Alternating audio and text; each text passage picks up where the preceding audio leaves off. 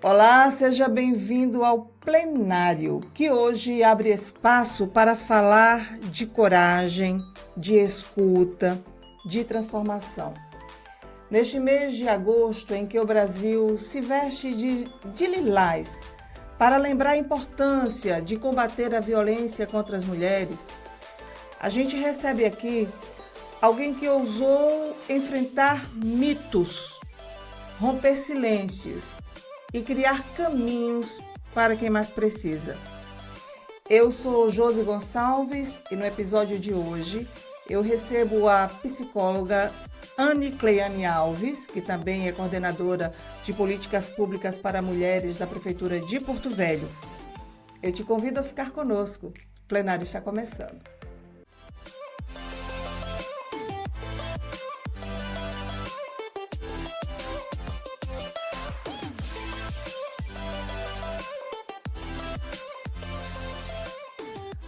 Anne Cleiane nasceu no coração do Brasil, mas foi na Amazônia que ela criou raízes.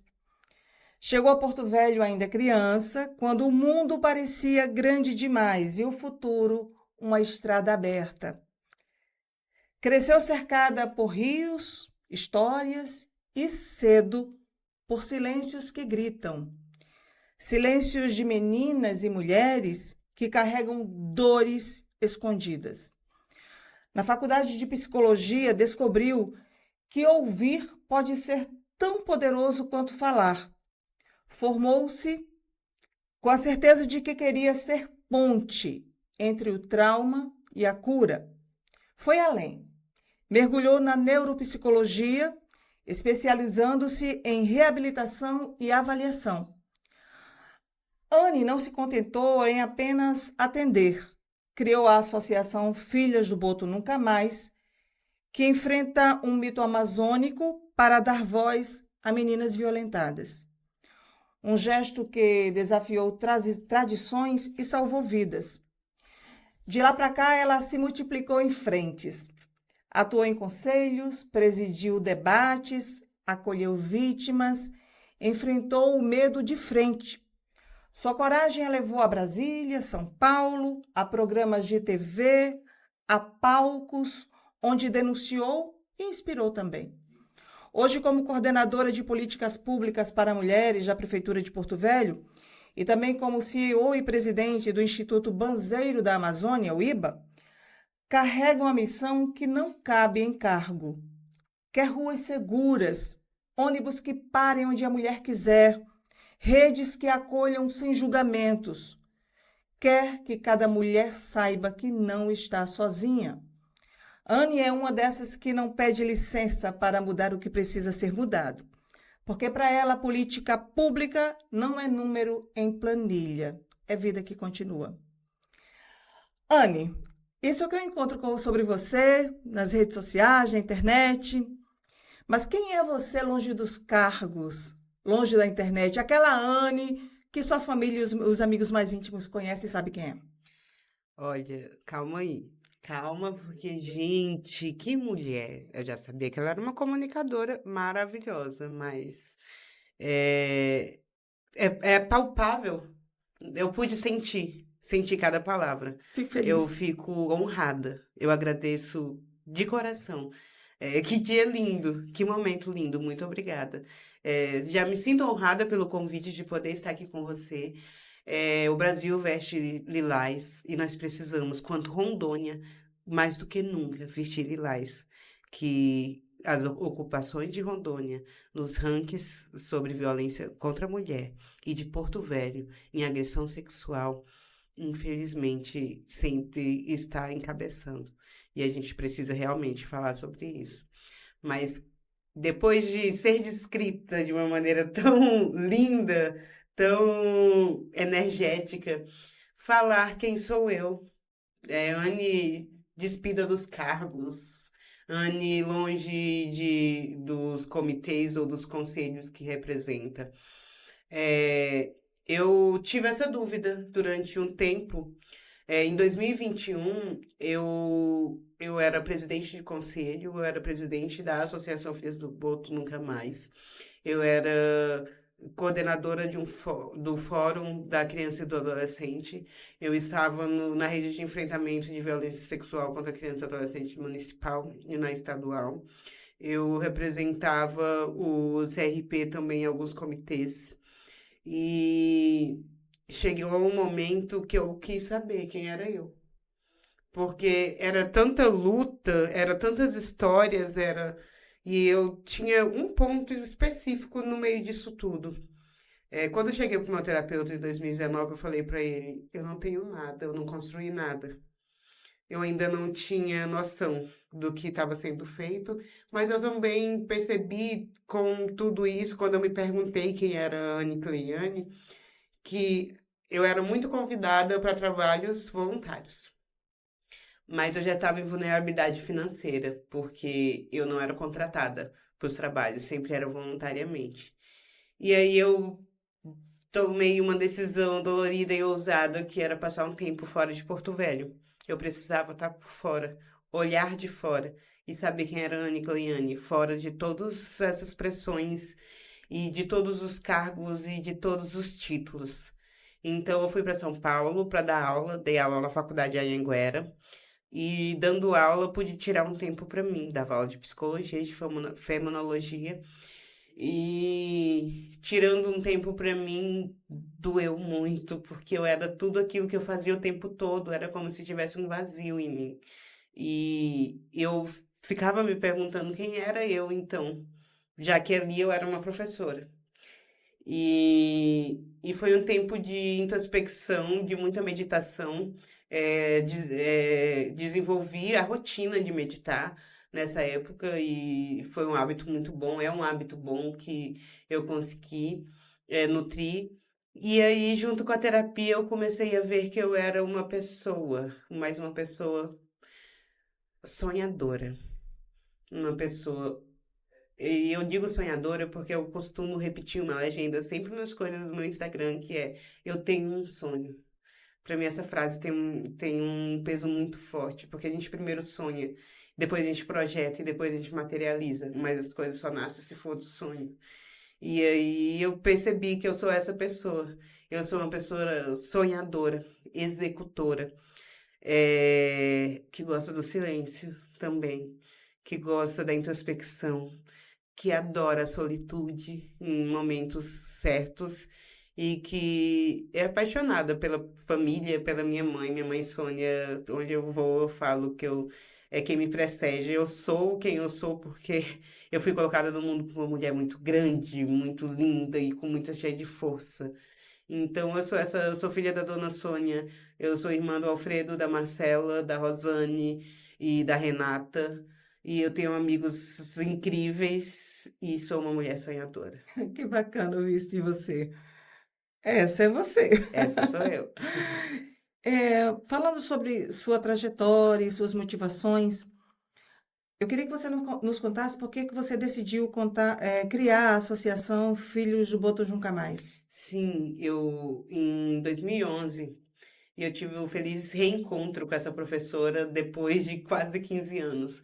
Em 2011 eu assisti uma palestra na minha faculdade que falava sobre os mitos da Amazônia e fazia uma correlação com uma teoria de um autor chamado Jung. E falava sobre os arquétipos. O que é arquétipo? São figuras, falando de uma maneira bem resumida, são figuras que estão na cabeça de todos nós. Se eu falar amor, o que é que você pensa? Qual é o símbolo que você pensa? Eu penso um coraçãozinho, O coração é bem um vermelhinho. Exatamente, o coração é um arquétipo. Então, o amor é simbolizado pelo coração. O arquétipo é isso. E ela estava falando sobre que o boto ele foi usado como um contrato silencioso para que as meninas que engravidassem do próprio pai e do próprio padrasto não fossem denunciados os pais ou os padrastos. Por quê? A menina aparecia grávida na comunidade, ninguém, ela não está namorando. Ela geralmente nem criou corpo ainda. Ninguém vai apontar quem engravidou essa menina. Porque todo mundo sabe que o único lugar que ela poderia ter engravidado era dentro de casa. Então, todo mundo se silenciava. E, no máximo, quando alguém perguntava, falava que o filho era do Boto. E todo mundo sabia que não era, mas todo mundo falava que era uma maneira de uma verdade aceitável para ficar aquele silêncio. E isso, para mim, e aí ela falando que isso acontecia, era muito comum. E até aquele momento eu sentia muita culpa pelo abuso sexual que eu vivi na infância. Eu sempre me perguntava por que que eu não gritei mais, ou por que que eu não fiz mais coisas, ou porque, o que que eu fiz, será que eu passava na frente dele? Eu mesmo, eu tendo, quando isso iniciou, eu tinha 4 anos de idade. Mas na minha cabeça, de alguma maneira, eu teria culpa naquilo. E quando eu ouvi essa professora falando isso, ela começou a tirar um peso de mim, não era minha culpa. Não era minha culpa. Definitivamente não era minha culpa. E até aquele momento, eu nunca tinha falado. As pessoas não sabiam que eu tinha vivido. Eu guardava para mim porque eu tinha vergonha, eu tinha medo. E aquilo corroía, ia e voltava. Eu só andava de preto. Andei de preto minha adolescência inteira e na época da faculdade eu voltei a usar preto. Mandei fazer um uniforme do trabalho preto, colocava uma bota preta, uma meia calça preta e era assim que eu me sentia. E quando ela começou a contar, eu falei, eu poderia ter sido mãe de um filho do Boto. Eu fui liberta, eu fui salva, eu tive um livramento. Porque se isso tivesse acontecido, aquele homem que fazia isso comigo era um pastor de igreja, ele era assessor parlamentar e iam dar um jeito de dizer que não foi dentro de casa. Eu tinha certeza que iam dar um jeito. E foi por isso que eu resolvi que isso não ia mais ficar dentro de livro, não. A gente ia falar sobre isso. E a gente ia falar sobre isso, e aí, junto com isso, veio uma pesquisa que disse que 60% dos brasileiros acreditam que as mulheres são culpadas pelo estupro que elas vivem. Foi assim, eu assisti a palestra e depois veio isso. Para mim foi um tapa na cara. Eu falei assim, pois a gente vai falar. É muito fácil vocês culparem as mulheres. É muito fácil vocês culparem uma criança. Vocês vão começar a falar sobre isso ao invés de ficar só respondendo pesquisa. Então, foi quando eu comecei a chamar uma galera e a gente começou como um coletivo. E aí depois se tornou uma associação. Que aí, quando eu fui embora para São Paulo, eu repassei a diretoria e aí ela continuou com uma nova diretoria, novas pessoas. E esse trabalho conseguiu fazer resgates de muitas pessoas que estavam em situação. Como é que era esse trabalho? Assim, a gente fazia sempre projetos nos bairros e ao levar projetos como, a gente sempre levava alguma justificativa, como no Nacional. A gente selecionou grávidas e fez um ensaio fotográfico com uma fotógrafa parceira e deu alguns kits de recém-nascido. E no meio disso veio denúncia de violência doméstica. No meio disso descobrimos mulheres que não faziam pré-natal. Vários tipos porque a gente trabalha, e tanto o Filhos do Boa trabalhava, como hoje o Banzeiro trabalha, naquilo que torna esse indivíduo vulnerável, vulnerabilizado, essa mulher vulnerável. Então, se ela não está fazendo pré-natal, ela precisa. Isso é uma violação de direito, então eu preciso colocar ela para fazer o pré-natal, até porque se ela precisar fazer uma laqueadura ou alguma coisa, para ela ter um direito de se desenvolver de fato. São muitas violências sociais, né, que acometem as mulheres. Em 2022, você recebeu um prêmio, Mulheres Inspiradoras. Acho que foi fruto desse trabalho que você Sim. exercia à frente da associação, né? Foi devido a um projeto que eu fiz junto com a delegada Rosilei, que foi a fundação da Sala Humanizado na Central de Flagrantes. A delegada fez o projeto, montou a sala e eu entrei com meus estagiários de psicologia na época. E aí a gente conseguiu, junto com algumas voluntárias também, a gente conseguiu fazer na pandemia a sala começar a funcionar. Nossa, que fantástico isso. Era um prêmio, eu acho que era em associação com o UOL Era o UOL e o e a Instituto Avon, Avon, isso. não é isso? Sim, sim. Esse reconhecimento, o que ele representou para você e como ele influenciou a sua trajetória, a sua atuação? Para mim foi muito, uma surpresa assim muito, muito grande, porque eu falava assim, eu tô aqui, tá bom. Eu sou grata, eu tava super grata mesmo, sabe o que é? assim, não, eu tô grata, tô pé no chão, tá tudo bem, eu já cheguei aqui. E conheci pessoas incríveis. A Paula Carossério, que sempre foi uma pessoa que eu admirei muito. A Mônica Iose. A Mônica Iose era a madrinha da categoria que eu ganhei. Então eu olhei assim, eu falei, nossa, gente, a madrinha é a Mônica. E aí eu realmente não esperava, e quando veio que, que eu fui a vencedora, para mim foi um baque, mas me veio logo em mente que eu sou uma, mas não sou só. Da importância de todas as pessoas que confiaram no meu trabalho para mim chegar até ali. E muitas das ações que eu faço é através de mobilização de voluntárias e voluntários, porque a gente não consegue fazer nada sozinho. E aquele reconhecimento, só que no meio quando a gente trabalha com ativismo, com luta, vem as lutas de verdade.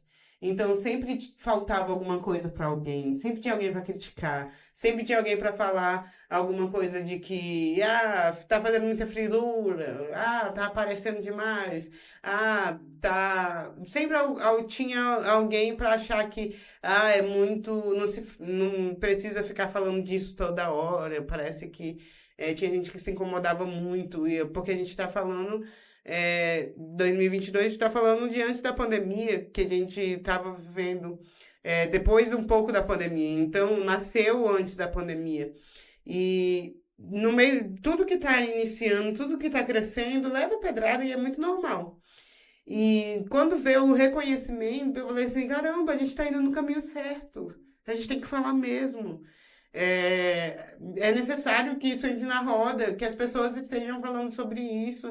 E não é em todo lugar, mas as pessoas certas, as pessoas têm que tomar as decisões. E as pessoas que podem influenciar, as pessoas que podem denunciar, isso tem que ser falado. Então, isso me deu esse gás de que esse é o caminho. A gente precisa sim falar mais sobre tudo isso, sobre todas as violações. A gente falou no começo, do podcast sobre você estar em múltiplas frentes, e eu gostaria de falar daqui a pouquinho, depois do nosso intervalo, sobre sua atuação à frente do Instituto Banzeiro da Amazônia. Olha só, a gente vai para um breve intervalo, é rapidinho, já já a gente está de volta.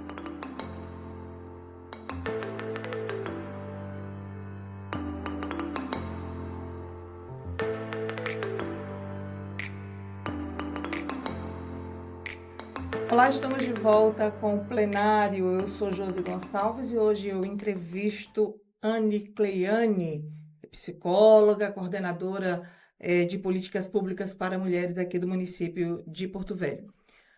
Você também é CEO e presidente do Instituto Banzeiro da Amazônia, coordenando projetos dedicados aos povos da floresta Isso. também, e a proteção dos direitos da infância e da adolescência.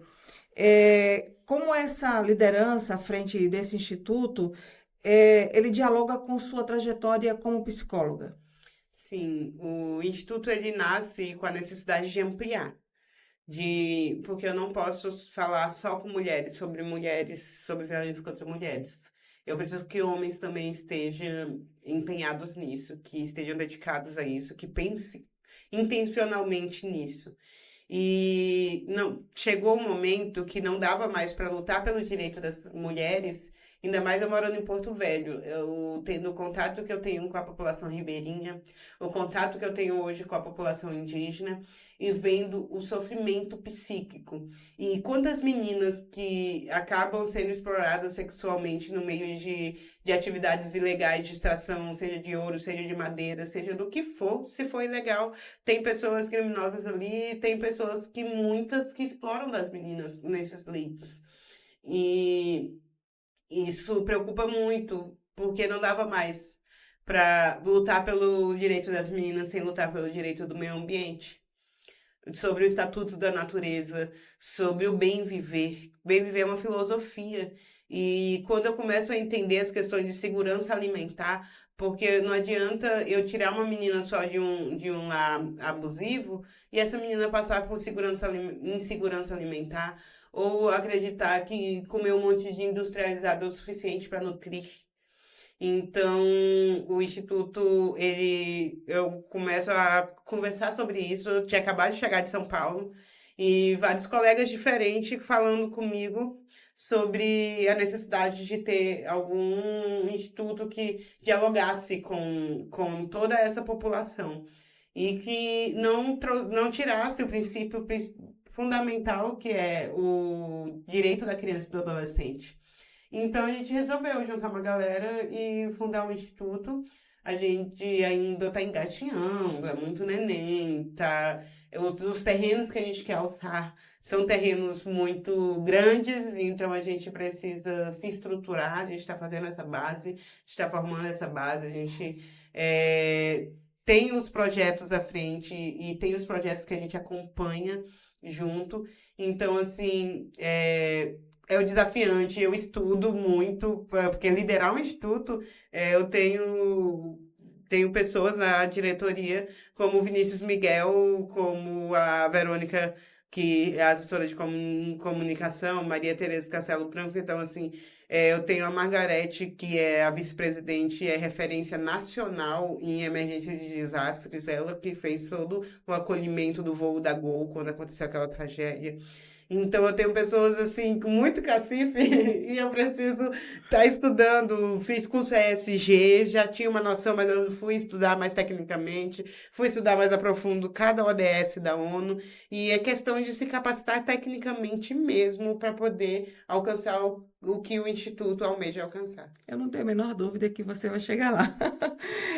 Como a gente falou também no começo, você está assim, atuando em várias frentes, e uma delas é uma frente institucional, coordenando as políticas públicas para mulheres. Como é que tem sido esse trabalho? Que ações estão sendo desenvolvidas? Olha, um trabalho que foi uma surpresa para mim quando o Léo me convidou.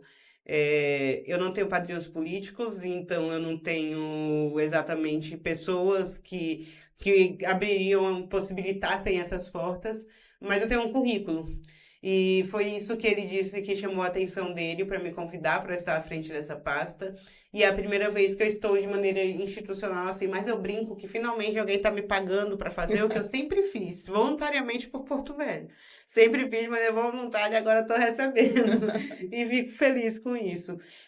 Nós herdamos, hoje, nós herdamos a Coordenadoria de Políticas Públicas para Mulheres, eu digo herdando porque todo trabalho vem de continuidade de trabalho.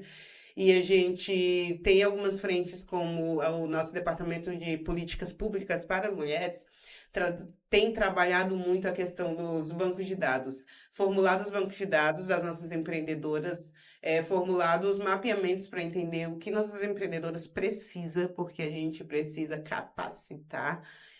Uma das principais frentes que a gente está trabalhando no nosso PPA é a capacitação dessas mulheres.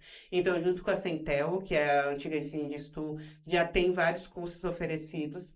E junto com essas empreendedoras que estão conosco, a gente também faz alguns circuitos de feiras, porque essas feiras não ajudam. Na verdade, essas mulheres estão ali, elas estão produzindo o próprio dinheiro delas através das feiras. E quando a gente dá uma estrutura de tudo e ela só precisa vender, para ela é muito melhor, porque tem muitas feiras na cidade que elas são pagas, tem uma taxa e é justificada essa taxa, mas elas podendo chegar até nós e poder vender direto é muito bom.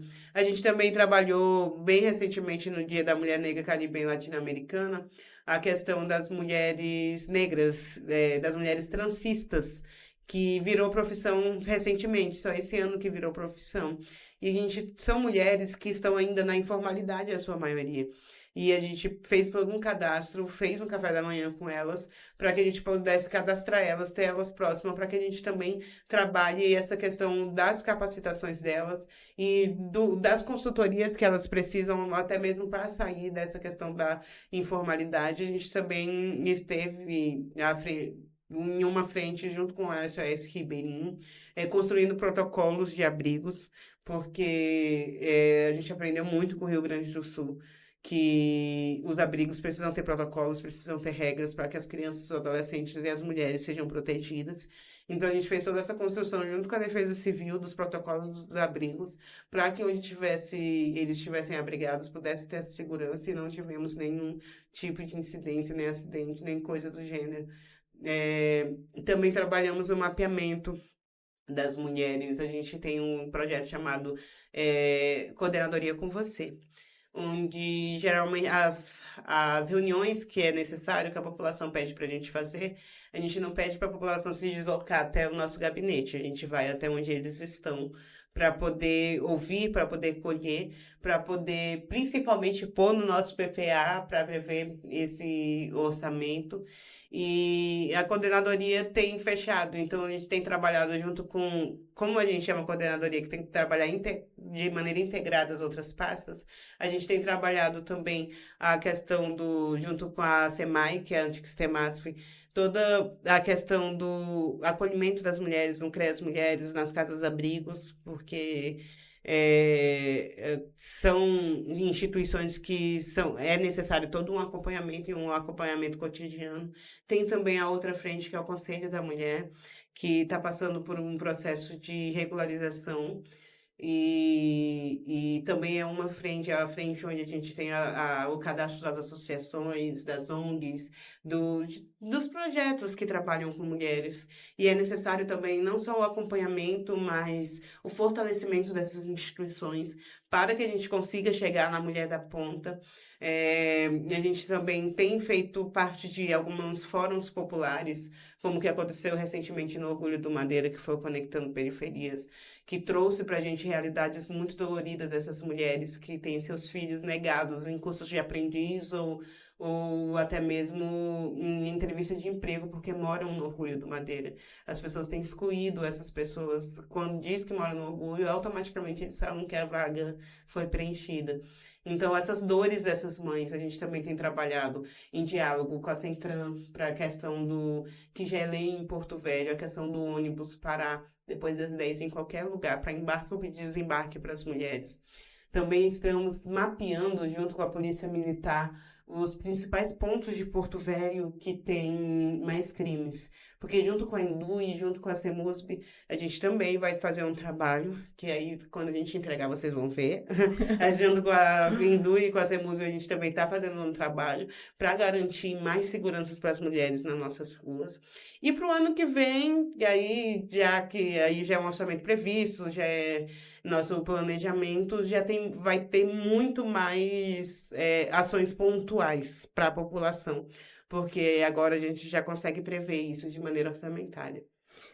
Talvez você dê spoiler ou não, mas eu sei que tem um projeto que talvez tenha inspirado você, de ônibus, que eles param onde a mulher se sente mais segura para descer ou para entrar no ônibus, né?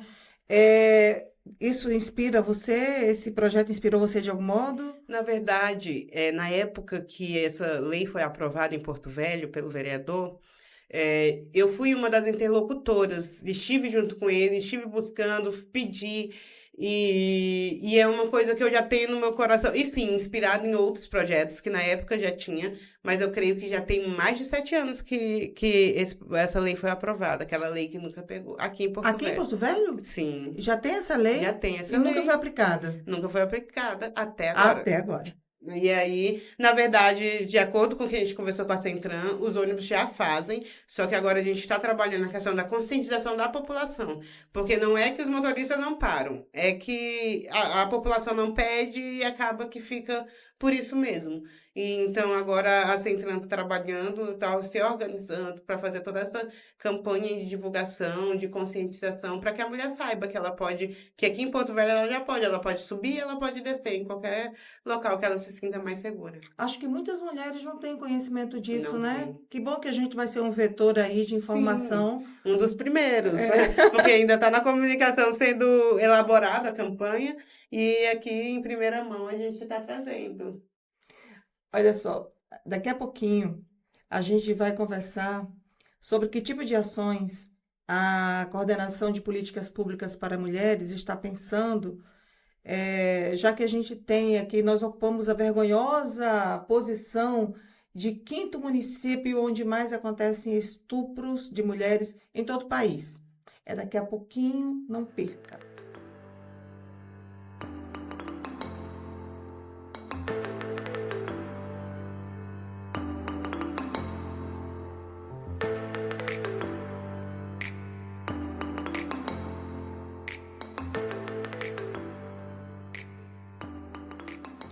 Olá, estamos de volta com o plenário. Eu sou Josi Gonçalves e converso hoje com uma convidada muito especial, Anne Cleiane, que é psicóloga, neuropsicóloga e coordenadora de políticas públicas para mulheres da Prefeitura de Porto Velho. Porto Velho figura, Anne, entre os municípios que têm a maior taxa de estupros. Nós ocupamos a vergonhosa posição de quinto município onde as mulheres são mais estupradas em todo o país. Isso segundo o Anuário Brasileiro de Segurança Pública, agora já com os dados recentes, agora 2025. Como é que sua coordenação ela pretende enfrentar esses dados alarmantes e com que medidas? E é importante falar que essas pessoas que ocupam, infelizmente, esses corpos que foram violados e que ocupam o quinto lugar, eh, tem, são de nove a 14 anos. E a maioria desses casos acontece dentro de casa, por pais, padrastos, familiares ou conhecidos. É esse o perfil de quem tem sofrido violência sexual em Porto Velho. Então, a gente entende que enfrentar um problema que, além de estrutural, está dentro das casas das pessoas, nós precisamos realmente de uma rede. E a rede tem contado e tem se articulado. Existe uma rede em Porto Velho, que é a rede de enfrentamento à violência sexual da Denise Campos. Essa rede ela tem um fluxo já de atendimento. Esse fluxo sendo bem aplicado por toda a rede. Quando eu digo rede, é Polícia Militar, Polícia Civil, Conselho Tutelar, CRAS, CREA, Saúde, Educação. É uma rede. A gente trabalha em rede. E toda essa rede tem se articulado para chegar até, junto com os conselheiros tutelares, principalmente. E nossa coordenação entende que não tem como a gente bater de frente com esse problema se a gente não tiver conversando com a nossa nova geração, as pessoas, as pequenas pessoas, nossas crianças que não são mini adultos, que eles sentem diferente de nós, eles veem diferente de nós, eles precisam de proteção. Eles precisam ter um lugar seguro para contar, se dentro de casa não for seguro. E, então, a gente tem emparelhado campanhas, a gente está trabalhando uma campanha específica para que chegue dentro das periferias, chegue dentro dos bairros nobres, chegue em todas as casas de Porto Velho, também nos distritos, para que os números de denúncia sejam mais divulgados, mas também o semáforo do toque. Não sei se você conhece o semáforo Sim, do eu queria toque. falar também sobre isso. Me Então, fale. assim, é uma metodologia muito importante. Quando a criança tem consciência disso, desses locais que se pode ou não, é muito mais fácil ela chegar para um outro adulto e falar assim, titio ou titia tocou em tal lugar. Então, o semáforo do toque, ele é uma das principais ferramentas hoje aprovadas, feitas por especialistas, e que pode ser um divisor de água sem entrar mesmo nas escolas. E a gente tem um projeto engatilhado, que é o projeto de dignidade menstrual, que esse projeto ele não vai levar somente palestras sobre questão... quando a menina e o menino entendem sobre seus próprios corpos, a probabilidade dele também contar, porque a gente consegue trabalhar se for contado. Mas eu acredito que esses números eles vão aumentar, porque a gente precisa saber onde está, até abaixar. E eles vão abaixar, porque cada vez mais essa consciência, e tem pessoas em lugares estratégicos, como no município tem o Léo Moraes, que assim que saiu já mandou, falou, Anne, precisamos de um plano estratégico e um plano estratégico efetivo, que a gente tenha mensuração. Então, tem pessoas em espaços hoje que se importam com isso. E eu já ouvi, Josi, de muita gente. Podemos falar, mas não fala disso? Vamos fazer tal coisa, mas não fala disso? E hoje eu tenho liberdade de trabalhar sem ficar sendo censurada. E principalmente quando trata de coisas sérias, como violação de direitos de mulheres, de crianças, de adolescentes. Hoje eu tenho uma equipe que apoia que seja feita ações para isso. O semáforo do toque, ele já é uma realidade nas escolas ou algo que ainda vai ser implantado? Ainda vai, não exatamente nas escolas, vai ser levado através da coordenadoria em parceria com a educação nas palestras das escolas. Entendi, muito importante isso. E não só nas palestras, a gente vai fazer a gente vai fazer uma divulgação em campanha, uma campanha que vai divulgar isso em várias áreas diferentes. Vai começar a chegar na casa das pessoas, vai começar a chegar até as crianças e adolescentes de vários lugares de Porto Velho, através da campanha, através da divulgação. Eu acho que aí é importante a questão quando você fala que esses números vão aumentar, porque quando há divulgação, a As denúncias. subnotificação, ela cede espaço para as denúncias. Sim. E a gente precisa saber onde está para a gente poder realmente pensar, e a gente não, a gente tem que ousar e pensar sim em um plano de erradicação desse tipo de coisa em Porto Velho. A gente precisa sair dessa quinta posição no país de município que mais estupra mulheres. E eu acho que você tem um papel fundamental nisso e a história um dia vai lembrar do seu trabalho. Obrigada. E esse mês é um mês marcado pelo Agosto Lilás, como a gente Sim. falou na abertura. Tem alguma campanha especial que a sua coordenadoria está A fazendo? coordenadoria, através da comunicação, ela está lançando já nas redes sociais, através da prefeitura e das secretarias parceiras, dados sobre a violência contra a mulher e a conscientização sobre a denúncia dessas violências. Nós também vamos ter, dia 22/8, em parceria com o TRE, uma plenária.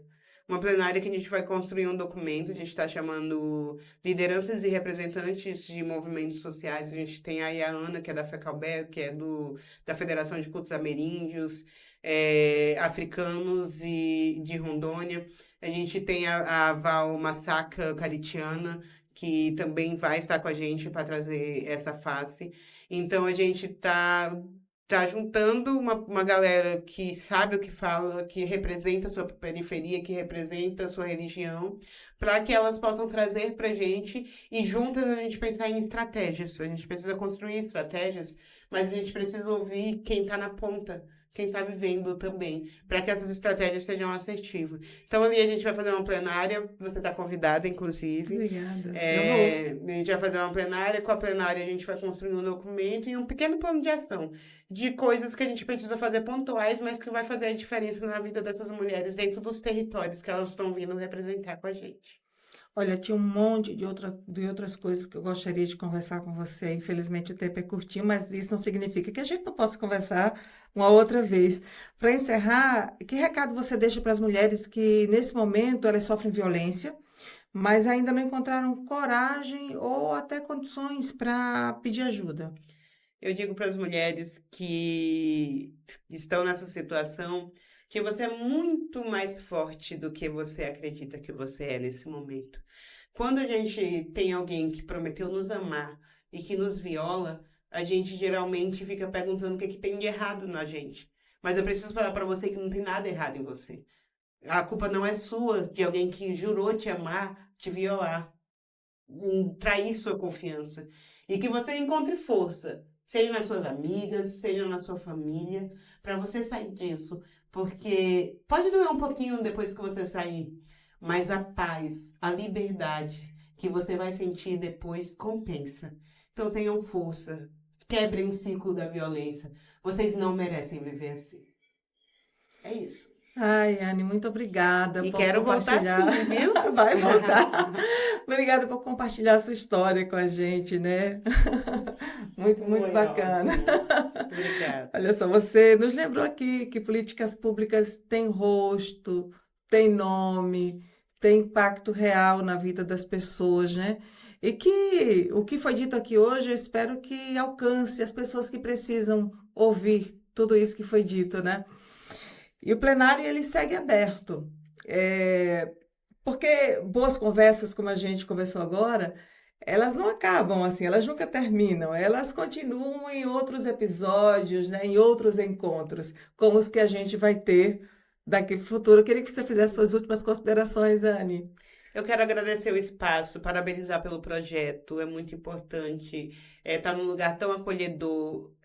A proposta é uma proposta muito interessante, porque a gente precisa pensar mais, a gente precisa realmente ter intenção nas nossas atitudes. E o plenário traz isso, o plenário traz a reflexão, traz a provocação para o que for bom, para o que for melhor, e que cada um que esteja em casa possa acompanhar e possa também se inspirar, também se nutrir e tá com a gente agora e tá com os próximos convidados também, junto com o Josi. Obrigada, viu? As portas estão sempre abertas para você. O episódio de hoje fica por aqui. Lembrando que o Plenário é um projeto, é um produto do Voz da Terra, que é um portal de jornalismo independente, com o apoio do Rondônia ao Vivo, o site de notícias mais acessado do estado de Rondônia. Você vê esse episódio e outros no Rondônia ao Vivo e também nas redes do Voz da Terra. Um abraço a todos e até o próximo episódio.